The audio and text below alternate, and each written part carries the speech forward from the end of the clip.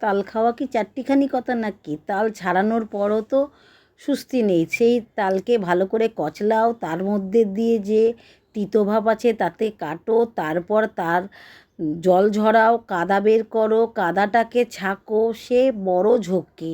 যাই হোক, সব কিছু করে তালটা ভালো করে কচলে নিয়ে সেই তালটা থেকে কাদা বের করলাম। সেই কাদা ছেঁকে নেওয়ার পরে চিনি, সুজি, ময়দা, তালের কাদা, তার মধ্যে দিয়ে দিলাম কিছুটা ডাইজেস্ট করার জন্য এই হাতার মাপেই সব করেছি। 2 হাতা সুজি, 2 হাতা ময়দা, 2 হাতা চিনি, তার মধ্যে নারকেল কোরানো ছিল আমার ডিপ ফ্রিজে রাখা, সেটা দিলাম। 2 হাতা তালের কাদা হয়েছে, তাই সব পরিমাণ মতন দিলে সব নেশ। আর 6খানা পাকা কলা ছিল, 6টা পাকা কলা দিয়ে দিয়েছি, মৌরি দিয়েছি। ডাইজেস্ট সিস্টেম ঠিক থাকবে, শরীর ভালো থাকবে, তাই জন্যে এই যে কলা দেখিয়ে দিলাম।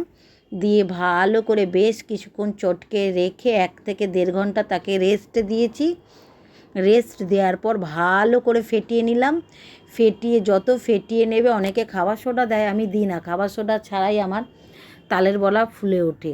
ভালো করে চটকে মেখে বেশ সুন্দর করে কাদাটা তৈরি করার পরে রেস্ট দিয়ে দিলাম। রেস্টের পরে একটা কড়াই বসিয়েছি, কড়াইতে দিয়ে দিয়েছি পর্যাপ্ত পরিমাণে রিফাইন তেল একটু বেশি করেই দিতে হবে।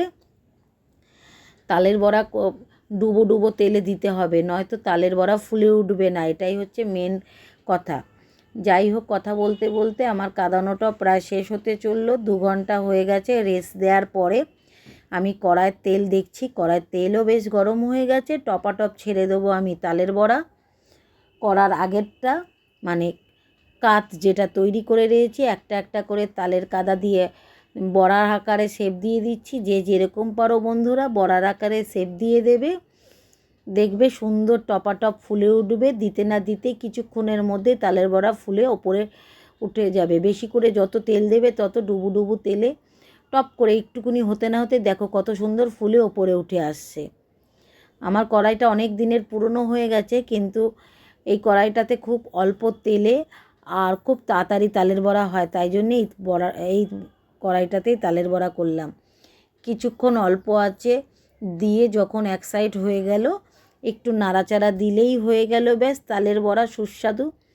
এই সিজনে একবার তালের বড়া খেয়ে দেখো, খুব ভালো লাগে তালের বড়া খেতে। খেতে তো খুবই ভালো লাগে, কিন্তু করতে প্রচণ্ড খাটনি। অনেকেই তাই জন্যে আজকালকার নতুন গৃহিণীরা করে না। কি করব বলো, জন্মাষ্টমী ছিল, জন্মাষ্টমী অকেশনের জন্য একটু তালের বড়া করে রেখেছিলাম। ব্যাস একটু নেড়ে চেড়ে দিলেই ফুলকো তালের বড়া পুরো রেডি হয়ে গেল। আমার এই ধরনের ভিডিওগুলো তোমাদের ভালো লাগলে পাশে থেকো। কেমন হচ্ছে দেখতে পাচ্ছ তো, তালের বড়াগুলো বেশ ছেড়ে উঠে চলে আসছে।